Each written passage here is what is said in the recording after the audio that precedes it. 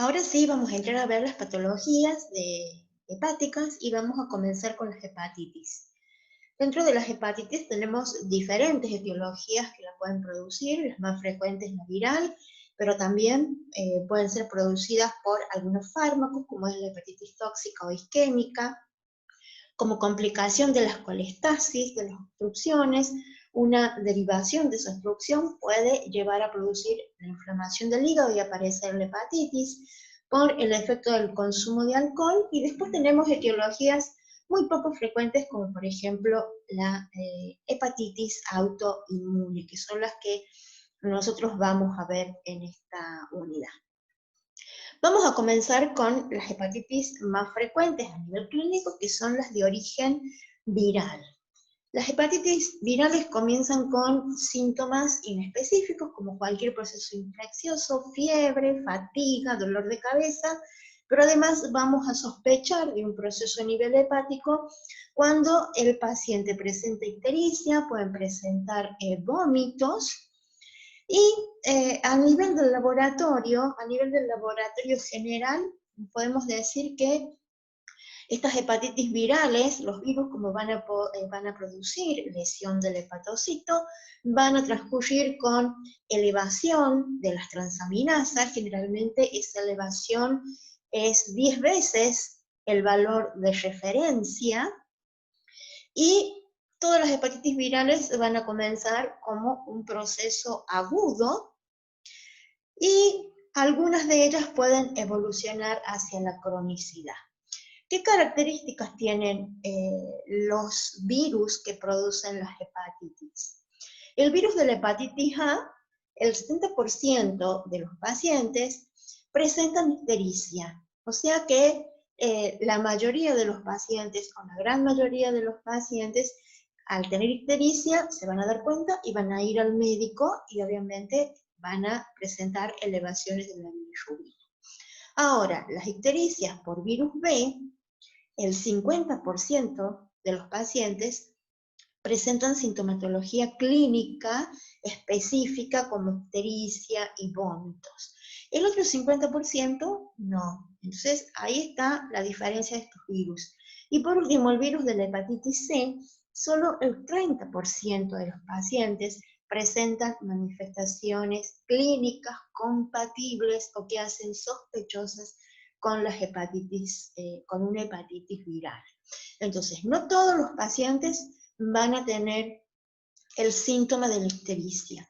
En los pacientes con hepatitis B, la mitad de los pacientes con hepatitis B y aproximadamente el 70% de los pacientes con hepatitis C van a cursar con fiebre, con fatiga, con arrangia, y que se puede confundir con algún proceso viral, como por ejemplo una gripe leve, y que puede pasar desapercibida en el paciente.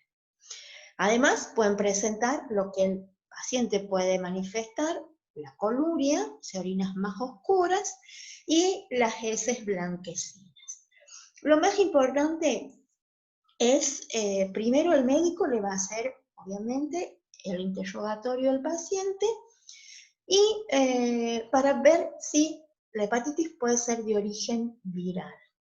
Y después nosotros a nivel del laboratorio, aparte de hacer el hepatograma para evidenciar si hay una lesión o no en el hígado, vamos a tener que hacer la serología para determinar cuál es el origen, si es una hepatitis A, una hepatitis B o una hepatitis C.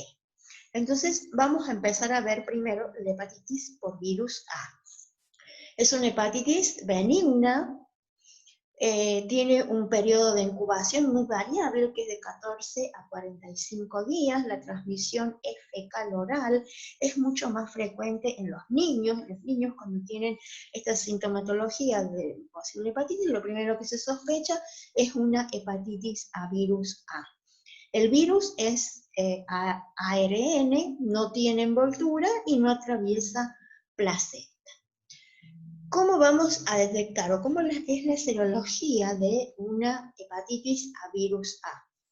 Como dijimos, tiene un periodo de incubación que es asintomático y que puede variar de un paciente a otro, y ese periodo puede ir desde 15 a 45 días, puede durar. Durante ese periodo de incubación, No hay síntomas, por lo tanto el paciente todavía no sabe que está infectado.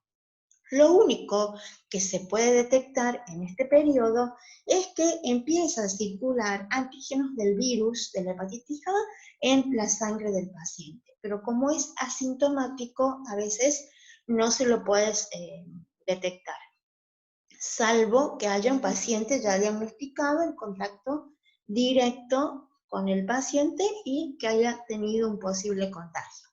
Pero durante este primer periodo de incubación no hay sintomatología, lo único que se puede detectar es el antígeno del virus circulando. Ahora, pasado este periodo de incubación, va a empezar a actuar el sistema inmune y van a empezar a liberarse o van a empezar a aparecer los anticuerpos. Los primeros anticuerpos que van a aparecer son la IgM antivirus A. Y cuando empiezan a aparecer los anticuerpos de tipo IgM anti-A, empiezan a actuar, el virus empieza a disminuir su expresión antigénica en sangre y es acá donde empieza la sintomatología. Este periodo con sintomatología va a transcurrir además con elevación de las transaminasas, como es un proceso agudo, vamos a tener la alanina aminotransferasa más elevada que la aspartato aminotransferasa, vamos a tener bilirrubina aumentada con las dos fracciones elevadas y según la zona del hígado que esté afectada, si llega a haber una inflamación que afecte a los conductos intrahepáticos, puede llegar a haber una ligera aumento de la fosfatasa alcalina y la gamma-GT. Si no, se van a encontrar estas enzimas normales. Y la LDH también va a estar aumentada. A nivel serológico, ¿cómo vamos a hacer el diagnóstico? Detectando la presencia de inmunoglobulina M contra el virus de la hepatitis A. Este periodo sintomático dura aproximadamente 14 días y durante este periodo el antígeno del virus comienza a desaparecer. Cuando desaparece, se alcanza el valor máximo de la inmunoglobulina M y acá cuando se alcanza el valor máximo es porque ya empieza a aparecer la otra inmunoglobulina, que es la inmunoglobulina G, y a medida que aumenta la inmunoglobulina G, la inmunoglobulina M se disminuye sus niveles. Aproximadamente este periodo de inmunidad entre que aumentan los niveles de IgG y disminuye la IgM dura aproximadamente entre 3 y 6 meses, en donde a partir de los 6 meses ya la enfermedad se resuelve y nos queda la inmunidad de memoria con la presencia de inmunoglobulina G contra el virus de la hepatitis A. El virus de la hepatitis A produce solo patología aguda, no evoluciona a fase crónica. Por lo tanto, es una hepatitis que va a aparecer en el paciente, se va a resolver y el hígado recupera su funcionalidad. Entonces, ¿qué vamos a hacer nosotros en el laboratorio? Aparte de todo lo que es el hepatograma con el dosaje de las enzimas y de la bilirrubina, para detectar o para diagnosticar hepatitis por virus A, lo que se solicita es la inmunoglobulina de tipo M antivirus, de la hepatitis A. Entonces, esto nos va a dar idea que el paciente está en un proceso agudo, desarrollando la infección. Cuando empezamos a detectar la inmunoglobulina G, esto ya quiere decir que el paciente ya ha adquirido inmunidad y la enfermedad se ha resuelto. Este es el virus más benigno, pero después tenemos la hepatitis por virus B, en donde, ya sabemos, este virus tiene una transmisión, tipo de transmisión diferente a través de relaciones sexuales, a través de, por la sangre, también atraviesa placenta, puede haber transmisión vertical, madre-hijo, y vamos a repasar un poquito cómo es el virus. El virus es un virus ADNA, el cual está envuelto en una nucleocápside formada por antígenos que se denominan antígenos core. A su vez, esta nucleocápside está recubierta por una envoltura formada por los antígenos de superficie del virus de la hepatitis B. Y entre estas dos entre la nucleocápside y la envoltura más externa, estas dos se encuentran unidas por un tercer antígeno, que es el antígeno E del virus de la hepatitis B. Esto es muy importante recordarlo porque es lo que nos va a permitir después interpretar la serología. ¿Qué pasa con un paciente que desarrolla o se infecta, con el virus de la hepatitis B? El virus de la hepatitis B puede producir una hepatitis aguda, pero en otros pacientes puede evolucionar y volverse crónica. Entonces, en primera instancia, vamos a ver cómo es la hepatitis aguda. En el momento de que el paciente se infecta, hay un periodo de ventana de que puede durar entre 4 a 12 semanas, en donde el paciente no tiene síntomas, no hay ningún marcador serológico, no hay alteración del hepatograma, no hay absolutamente nada a nivel clínico que permita detectar que el paciente está infectado. Pasado este periodo, entre 1 y 2 semanas después, va a empezar a aparecer circulando en la sangre del paciente el primer antígeno viral, que es el antígeno de superficie. Este antígeno es el primero que va a aparecer, pero que empieza a circular, se va elevando, pero aún el paciente no tiene síntomas. Y después que se empieza a elevar el antígeno de superficie, va a empezar a circular el segundo antígeno, que es el antígeno E. El antígeno core no aparece en circulación porque el antígeno core queda en el hepatocito. Los dos antígenos que sí salen a circulación y que nosotros podemos detectar es el antígeno de superficie y el antígeno E. Y el que más se expresa a nivel de sangre es el antígeno de superficie, por eso es el que usamos para el diagnóstico. Cuando comienza a actuar el sistema inmune, van a empezar a aparecer los primeros anticuerpos. ¿Cuál es el primer anticuerpo que aparece? El primer anticuerpo es IgM contra el antígeno core, que está retenido en el hepatocito, pero a nivel circulante es la primera inmunoglobulina que va a aparecer. La IgM anticore. Cuando empieza a aparecer la IgM anticore, comienzan los síntomas. Y a medida que empieza a aumentar los niveles de la IgM anticore, los niveles circulantes del antígeno de superficie y del antígeno E comienzan a disminuir. Los síntomas van a durar entre 2 semanas a 3 meses y se van a mantener hasta que los antígenos de superficie y el antígeno E, se mantengan circulando. Cuando los antígenos desaparecen, los síntomas también van a desaparecer. ¿Y qué vamos a tener acá?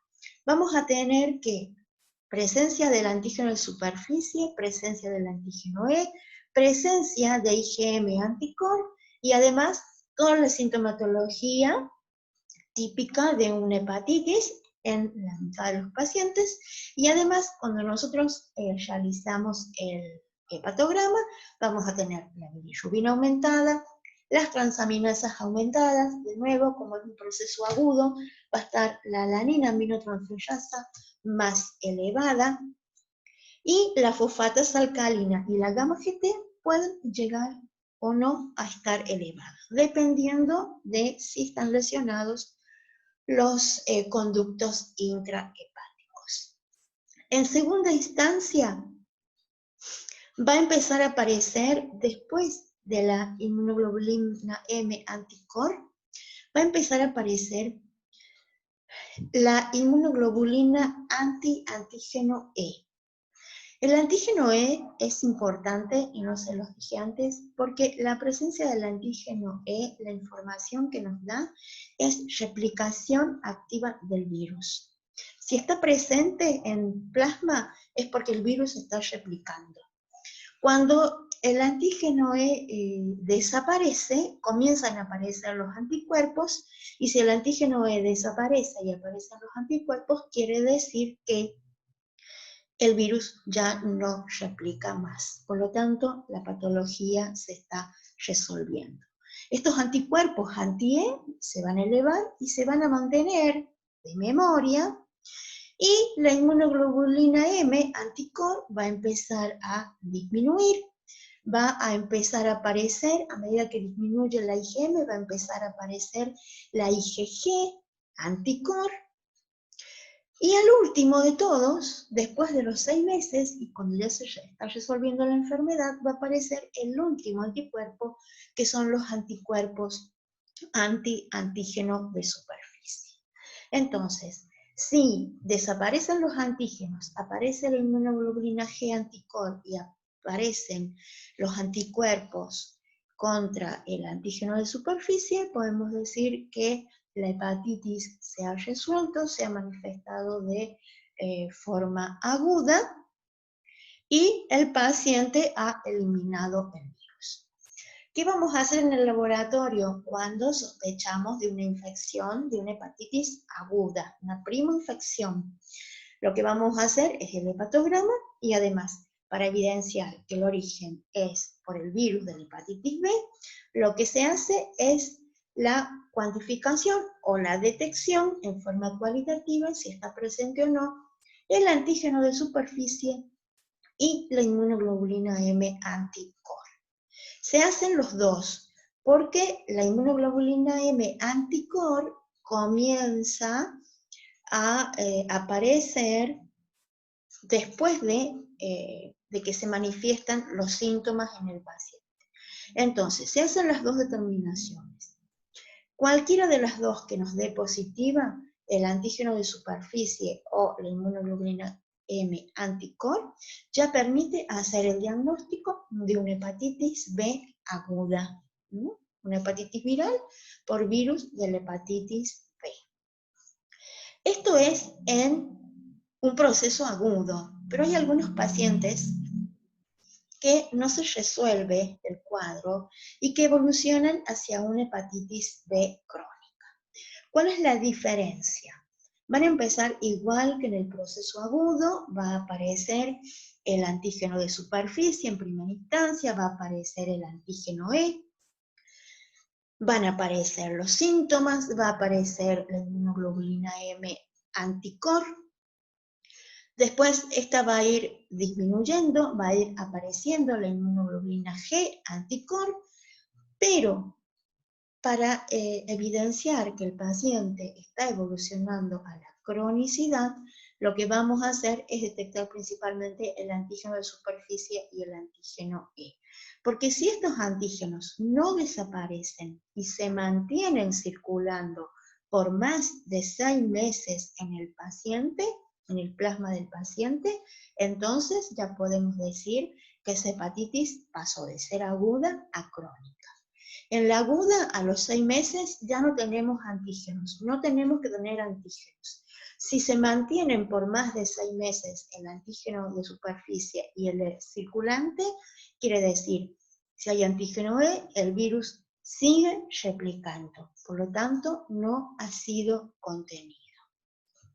Entonces, ¿qué vamos a usar para el diagnóstico? ¿Cuál es la utilidad de estos marcadores?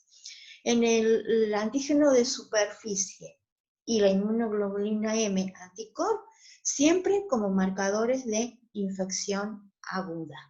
El antígeno E me indica replicación activa del virus. Por lo tanto, todavía no ha sido contenido. El antígeno E, si desaparece entre los 3 y 6 meses, la hepatitis ha sido o se ha manifestado de forma aguda. Si el antígeno E junto con el de superficie se mantienen más de 6 meses, entonces ya estamos ante un paciente crónico.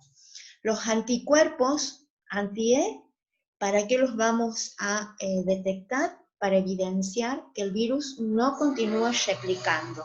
Desaparición del antígeno E y aparición de los anticuerpos contra el antígeno E, el virus podemos decir que no continúa replicando y eso lo vamos a ver en un proceso agudo. Y por último, vamos a cuantificar la inmunoglobulina G anticore para evidenciar una infección pasado crónica porque queda de memoria, y también los anticuerpos contra el antígeno de superficie, que también me indican una remisión de la enfermedad, una infección pasada o un paciente vacunado. Entonces, ¿cómo evoluciona la hepatitis B? Naturalmente vamos a tener que se manifiesta o se inicia con una infección aguda.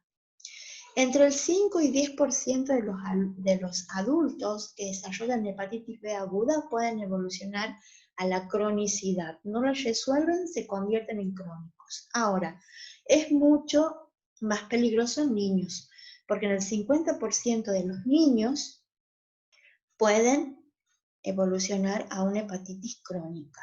Y mucho más peligrosa cuando hay transmisión vertical. De ahí la importancia de la detección del antígeno de superficie en toda embarazada. Porque si hay un recién nacido que nace se infecta de la mamá, tiene un 90% de que esa hepatitis evolucione a una hepatitis crónica con el daño hepático que puede llegar a producirse en un recién nacido. Entonces, de ahí la importancia en la actualidad de hacer la detección obligatoria en toda mamá embarazada.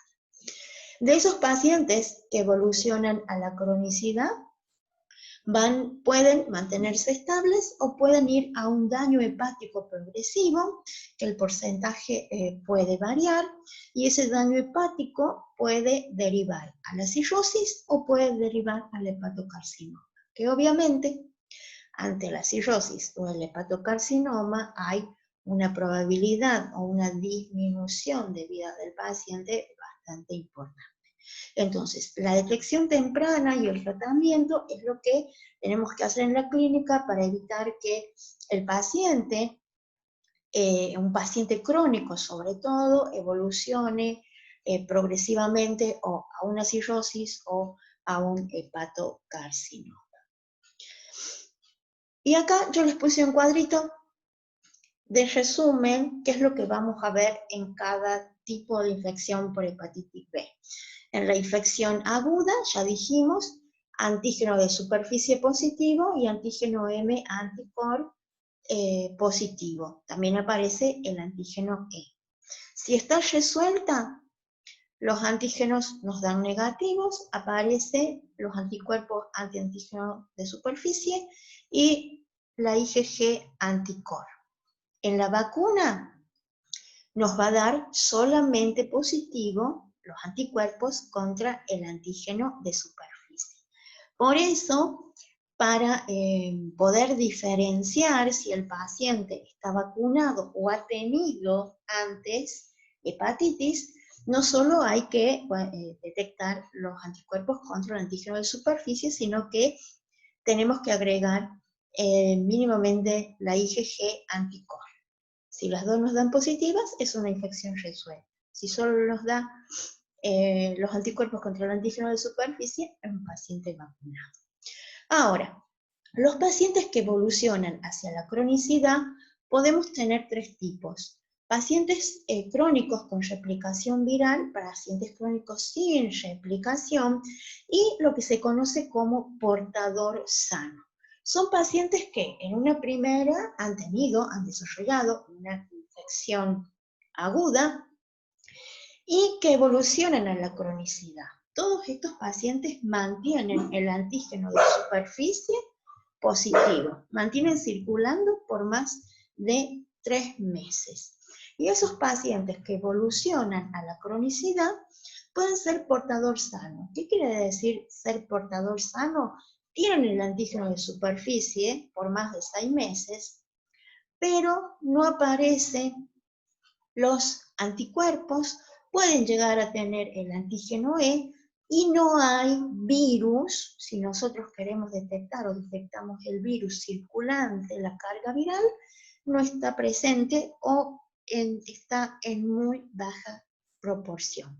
Son pacientes que mantienen los antígenos positivos, pero que no desarrollan la enfermedad, no tienen sintomatología. Nosotros hacemos el hepatograma y todos los valores de las enzimas y de la bilirrubina son normales. Pero se lo llama portador sano porque mantiene el virus y hay que controlarlo porque en algún momento podría llegar a desarrollar, a que el virus replique mucho más rápido y desarrollar la patología, la enfermedad. Y cuando desarrollan la enfermedad podemos tener dos tipos de pacientes. Los pacientes crónicos con replicación, que nos dan los antígenos positivos, tienen la IgG anticorp, puede dar positiva o no, y tienen el virus circulando. Y cuando el virus empieza a replicar, los pacientes van a tener la sintomatología, vamos a ver la ictericia, vamos a ver la elevación de las transaminasas. Pero como ya es un proceso crónico, que vamos a ver que en estos pacientes la transaminasa que está más aumentada es la aspartato aminotransferasa. Estos pacientes con replicación pueden cursar con periodos sin replicación, en donde los antígenos se mantienen circulantes, la IgG anticorp está positiva, pero no hay virus en circulación. Y son pacientes que no van a tener sintomatología y van a tener los valores del laboratorio normales. Entonces, los pacientes crónicos pueden ser portadores sanos que en algún momento pueden desarrollar de nuevo, el virus comienza a replicar y tener la sintomatología, o pueden ser pacientes crónicos que cursan con periodos de replicación y periodos de sin replicación. O sea, van como periodos con manifestaciones clínicas, replica el virus, se alteran todos los valores del laboratorio, eso disminuye, se resuelve y vuelven a un estado sin replicación durante un tiempo y de nuevo hacen la sintomatología clínica con la alteración de los parámetros del laboratorio. Que el virus se esté replicando más o menos en los pacientes crónicos es lo que va llevando a la larga a que haya ese daño a nivel de los hepatocitos y que pueda el paciente evolucionar finalmente a una cirrosis o por la presencia del virus llevar a un hepatocarcinoma. Por eso es el seguimiento que debemos hacer y este es el panel serológico que nosotros vamos a utilizar para hacer el seguimiento de los pacientes. Todos los pacientes que desarrollan una hepatitis A aguda hay que hacer el control y el seguimiento durante años para no ver si evolucionan a la cronicidad o si son un portador sano. El otro virus es el virus de la hepatitis C. Este virus de la hepatitis C es ARNA también, igual que el virus de la hepatitis B. Su forma de transmisión es semejante a la del virus de la hepatitis B, exposición a sangre, también tiene transmisión vertical madre a hijo, también por transmisión o fluidos contaminados. Y el virus de la hepatitis C es un poco más complicado que el virus de la hepatitis B. Tiene un periodo de incubación muy variable, que puede ir de 2 hasta 26 semanas. Y la infección por virus de la hepatitis C siempre se manifiesta en forma aguda. Ahora, Clínicamente, a veces es muy difícil de detectar, porque los pacientes no llegan a tener una sintomatología clínica tan evidente. Ya vimos que solo un 30% de los pacientes tienen ictericia, tiene vómitos. El resto va a tener fiebre, va a tener letargia y el paciente puede creer que tiene una infección viral común y no ser una hepatitis. Entonces es muy difícil de detectar. Y además, otra característica que tiene este virus es que el 20% de los pacientes que se infectan con el virus de la hepatitis C desarrollan un proceso agudo. El 80% va a evolucionar a un proceso crónico. Entonces es un virus más complicado a nivel de la clínica. Esta progresión de aguda a crónica se puede dar en forma más lenta, y que generalmente esta progresión de aguda a crónica es más lenta en los pacientes jóvenes y en las mujeres.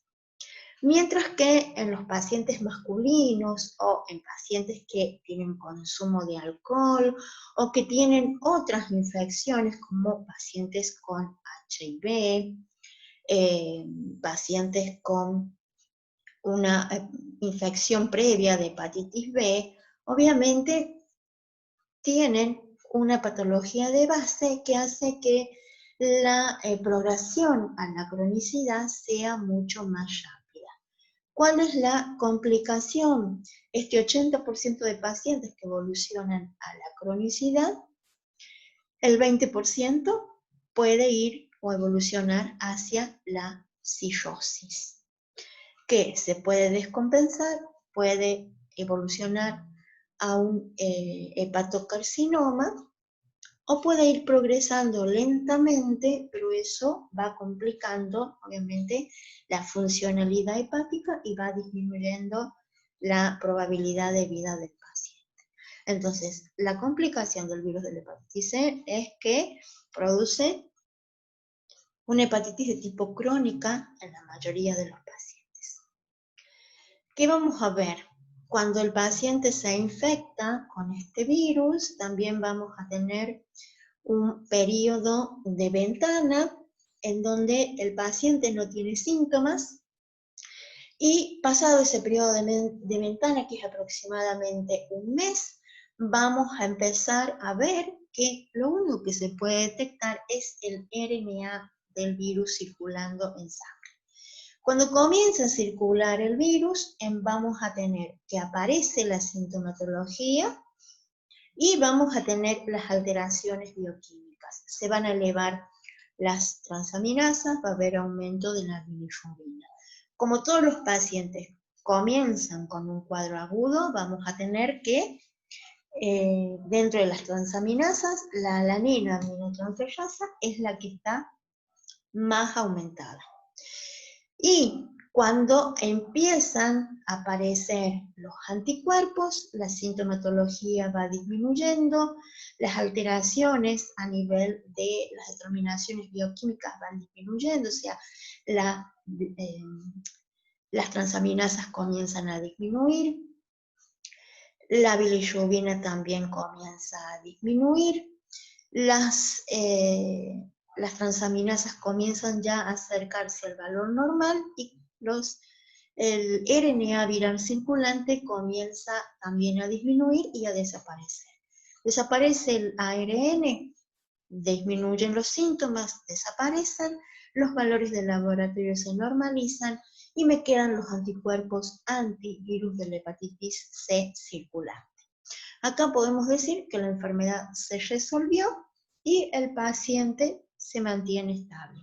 Esto ocurre solamente en el 20% de los pacientes. En el 80% restante vamos a tener que también, vamos a tener en una primera instancia lo mismo que vemos en la aguda.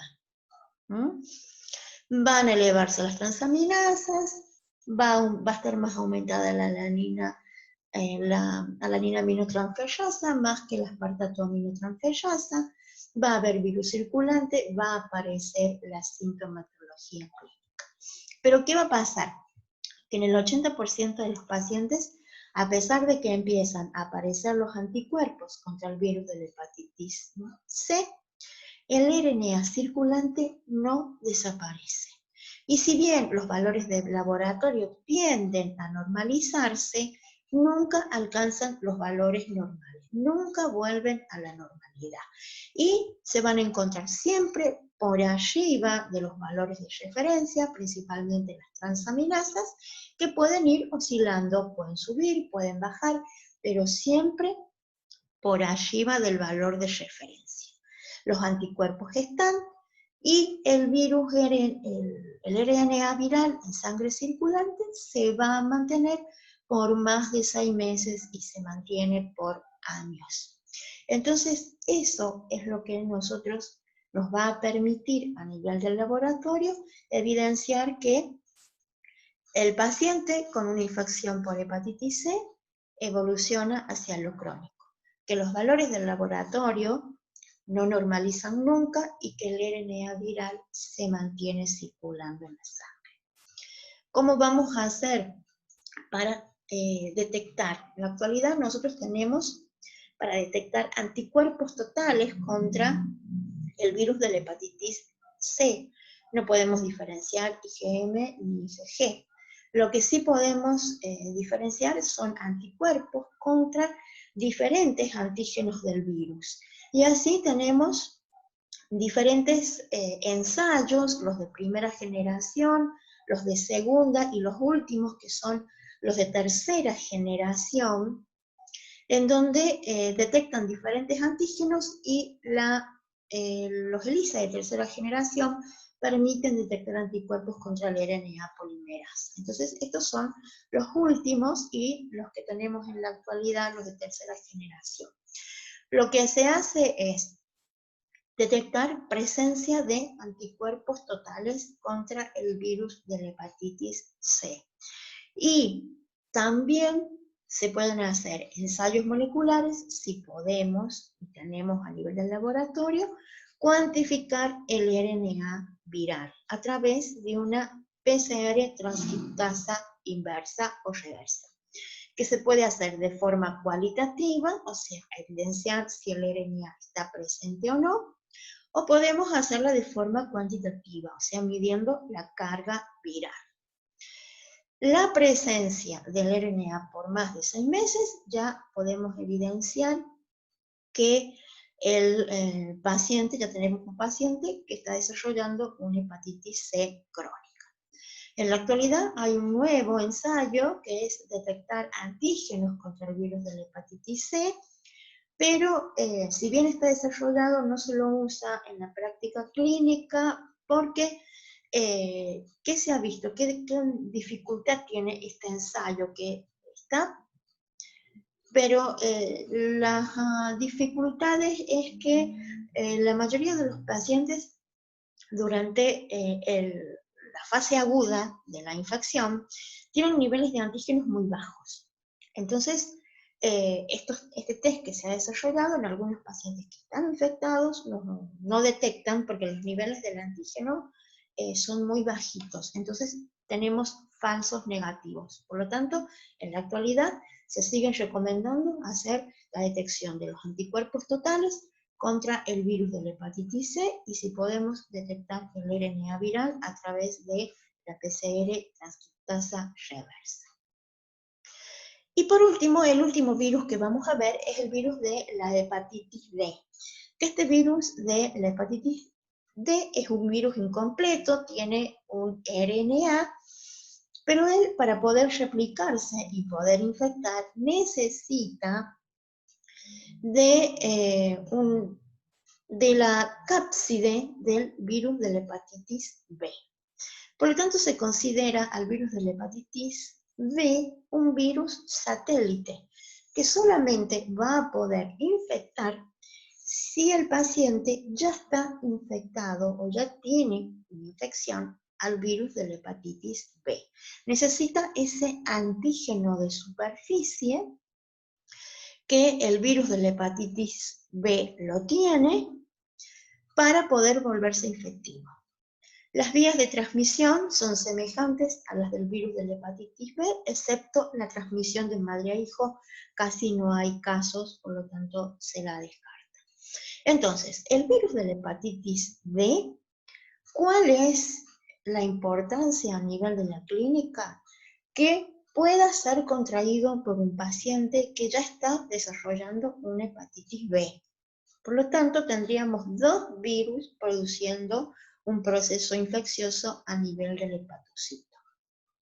El virus de la hepatitis B lo puede contraer un paciente que está desarrollando una hepatitis B aguda.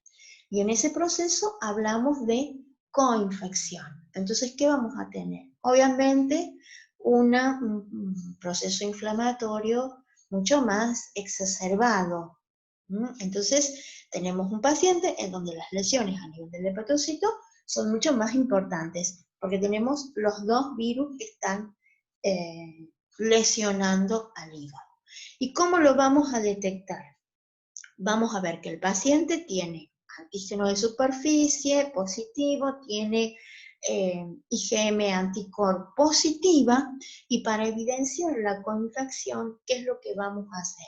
Vamos a cuantificar o detectar la presencia de inmunoglobulina antivirus de la hepatitis D, el tipo de IgM. Al aparecer los marcadores serológicos de una infección aguda de hepatitis B más la IgM positiva para el virus de la hepatitis D, entonces estamos ante una coinfección. ¿Qué es lo que vamos a tratar de hacer? Sacar al paciente, que el paciente resuelva el virus, la infección por hepatitis B. Eliminado el virus de la hepatitis B, el virus de la hepatitis D desaparece también. Ahora, ¿qué es lo más complicado? Que se contraiga la infección un paciente que está desarrollando una hepatitis B crónica, y es lo que se conoce como sobreinfección. Entonces, ¿cuál es la complicación? Que tenemos un virus de la hepatitis B que está ahí replicando, va produciendo lesión en forma lenta y progresiva al hígado, y además ahora tenemos un nuevo virus que también va a producir lesión en el hepatocito. Entonces la complicación es que se pueda manifestar una falla hepática grave en el paciente. Y acá, cuando hay una sobreinfección, que es cuando un paciente con hepatitis B crónica se infecta con el virus de la hepatitis B, decimos que hay una sobreinfección, hay una probabilidad mucho mayor de que el paciente evolucione a una cirrosis. El 70-80% de los pacientes con hepatitis B y que tienen una sobreinfección con virus D pueden evolucionar a una hepatitis crónica evolucionar a una falla crónica y llevar a la cirrosis. ¿Qué es lo que vamos a ver? Que en estos pacientes vamos a tener la serología de un paciente con hepatitis B crónica. Antígeno de superficie y antígeno E positivo circulando en sangre por más de 6 meses. ¿Y qué se va a adicionar? Se va a adicionar que si hay sobreinfección va a aparecer la inmunoglobulina M antivirus D. Entonces, al paciente con hepatitis B no solo hay que hacerle la serología para controlar si evoluciona o no a la cronicidad, si esa infección primaria se ha resuelto y solo ha sido una infección aguda, o si está evolucionando la cronicidad, si es un portador sano, si el virus replica, si el virus no replica. Además, hay que controlar también la serología por posible sobreinfección con virus de la hepatitis D. Entonces, ¿qué vamos a hacer? Vamos a hacer, además de toda la serología del virus de la hepatitis B, le vamos a adicionar la detección de inmunoglobulina M anti-D para controlar si ese paciente no tiene una sobreinfección. Entonces, ¿qué hacemos nosotros a nivel del laboratorio cuando se sospecha una hepatitis viral? En general, el diagnóstico se va a hacer en el proceso agudo. Entonces, el médico nos va a solicitar el hepatograma. Lo más importante del hepatograma, ya dijimos, bilirrubina, que va a estar elevada con aumento de sus dos fracciones. Las transaminasas, que como el diagnóstico lo hacemos a nivel, en el cuadro agudo, va a estar más aumentada la alaninoaminotransferasa que el aspartato, que es lo característico de un proceso viral agudo, y las fosfatas alcalinas y la gamma-GT van a estar normales o ligeramente aumentadas. ¿Y qué le vamos a asociar? Le vamos a asociar la serología. ¿Cuáles son las serologías de rutina que hacemos en cualquier laboratorio con sospecha de hepatitis viral? Vamos a hacer serología para hepatitis A, para hepatitis B y para hepatitis C. Entonces, ¿qué vamos a hacer? Inmunoglobulina M, anti-A. Vamos a hacer antígeno de superficie del virus de la hepatitis B e inmunoglobulina M antiCOR. Las dos para el diagnóstico del virus de la hepatitis B. Y vamos a hacer anticuerpos anti-hepatitis C. Entonces, con esta serología, nosotros podemos ya hacer el diagnóstico de cuál es el agente etiológico que ha producido la hepatitis viral. Y si es una hepatitis B y una hepatitis C, siempre hacer el seguimiento del paciente para evidenciar si evoluciona o no hacia una hepatitis crónica. El otro tipo de hepatitis, la otra etiología, es la que producen los fármacos. Los fármacos, como ustedes habrán estudiado en farmacología, algunos tienen, sus reacciones adversas y algunos pueden producir lesión hepática. Estos fármacos que producen lesión a nivel del hígado van a producir una hepatitis que se denomina hepatitis tóxica o isquémica. La característica de que estos fármacos, cuando la lesionan al hígado, producen una lesión muy aguda y muy abrupta. Entonces, el paciente, cuando nosotros le hacemos la determinación de las transaminasas, se encuentran muy elevadas.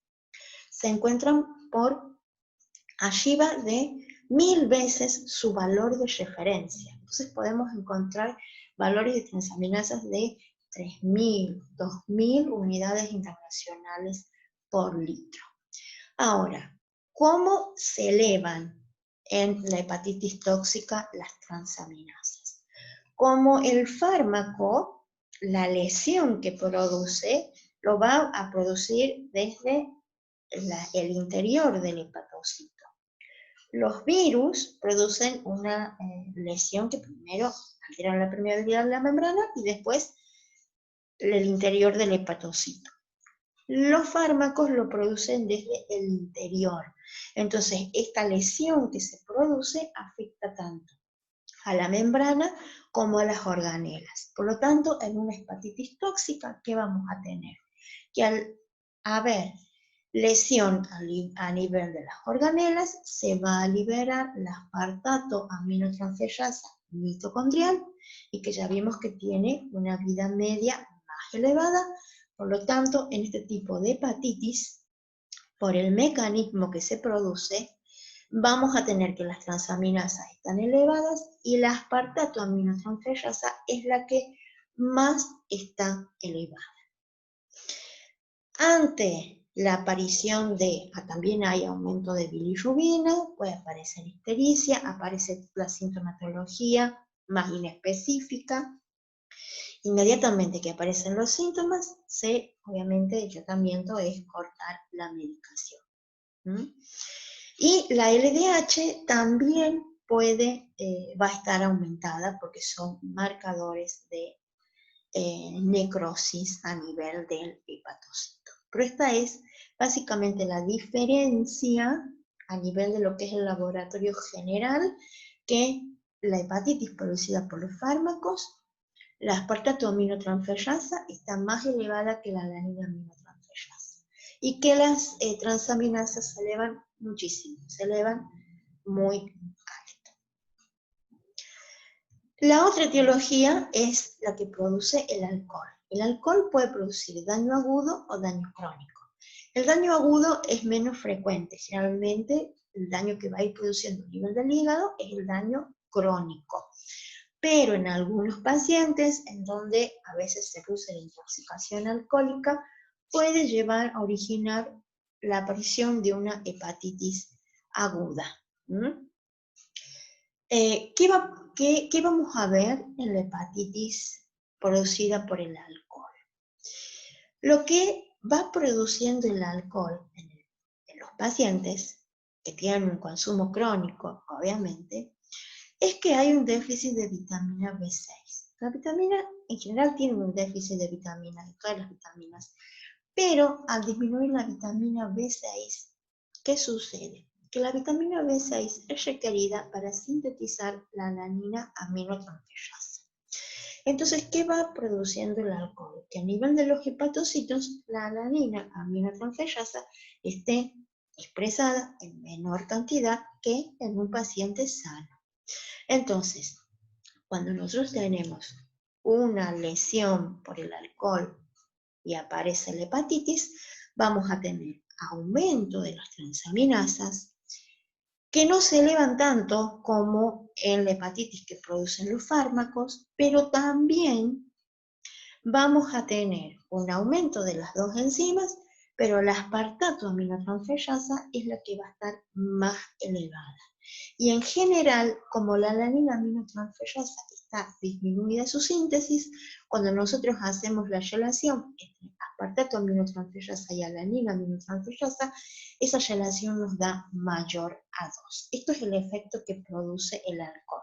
Disminución en una de las transaminasas. Y también la hepatitis alcohólica se manifiesta con un aumento de la gamma GT por sobre la fosfatasa alcalina.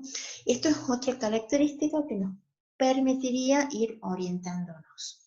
Si bien el proceso agudo no es frecuente, el daño crónico es lo más frecuente con la aparición del famoso hígado graso o la esteatosis. Los pacientes que van desarrollando hígado graso generalmente no saben, porque clínicamente no hay manifestaciones clínicas que lo evidencien. El alcohol es una de las etiologías que puede producir la esteatosis hepática o el hígado graso. No es la única, también tenemos que son factores asociados la diabetes, la hipertensión, los pacientes con hiperlipemia, los pacientes con síndrome metabólico. Pero la complicación en un paciente alcohólico crónico es el desarrollo de la esteatosis hepática. Tenemos el hígado graso, en donde los hepatocitos van siendo reemplazados.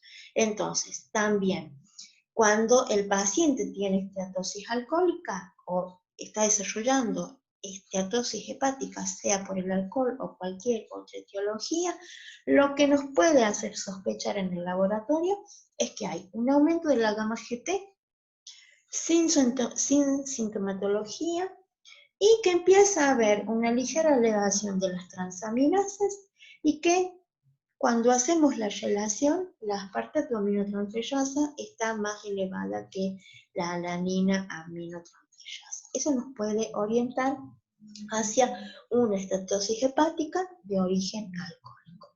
Complicación que pueden evolucionar a la cirrosis. Y por último, vamos a ver las hepatitis de origen autoinmune, que son raras. Son bastante raras. Generalmente se pueden desarrollar una hepatitis autoinmune en un paciente que ya tiene un trastorno autoinmune de base. Por ejemplo, un paciente con lupus, un paciente, por ejemplo, con esclerosis múltiple, puede en algún momento desarrollar una hepatitis autoinmune. Se da con mayor frecuencia en mujeres y también, si bien está asociado a trastornos autoinmunes, hay algunos pacientes que pueden ser idiopáticas, aparecen sin ningún tipo de etiología que pueda explicar. Su frecuencia es muy baja Y a nivel de laboratorio, ¿qué vamos a ver? Vamos a ver que el paciente manifiesta generalmente una hepatitis aguda cuando es autoinmune. Va a empezar con una manifestación aguda, con elevación de las transaminasas, con elevación de la bilirrubina, pero acá, si tenemos un paciente que ya tiene un trastorno inmunológico, ¿qué le vamos a agregar? Si ya sabemos que tiene un proceso autoinmune, vamos a ir a detectar presencia de autoanticuerpos. Autoanticuerpos que en estos pacientes nos pueden dar anticuerpos antinucleares positivos, antimusculo liso, antiactina.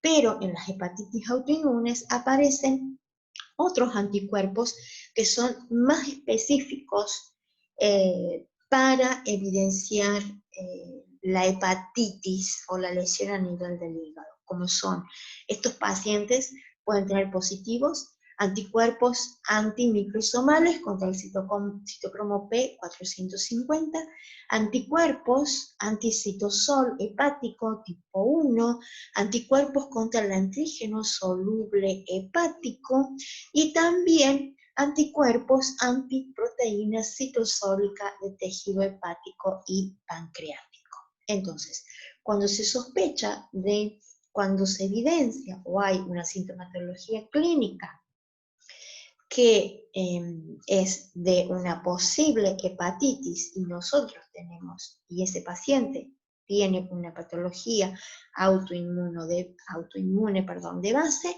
lo que se recomienda es que en el laboratorio podamos detectar a ver la presencia de estos autoanticuerpos contra distintos antígenos a nivel hepático para evidenciar que esa hepatitis es de origen autoinmune. Estas hepatitis autoinmunes en estos pacientes se pueden manifestar de forma aguda, se controlan, el hígado vuelve a su funcionalidad normal y pueden no manifestarse nunca más durante el resto de la vida del paciente o pueden volver en forma crónica. ¿Sí? Todo depende de la individualidad de los pacientes. A veces se manifiestan una sola vez en forma aguda y a veces se van manifestando en forma intermitente en el paciente la aparición de nuevo de la hepatitis con la presencia de estos autoanticuerpos.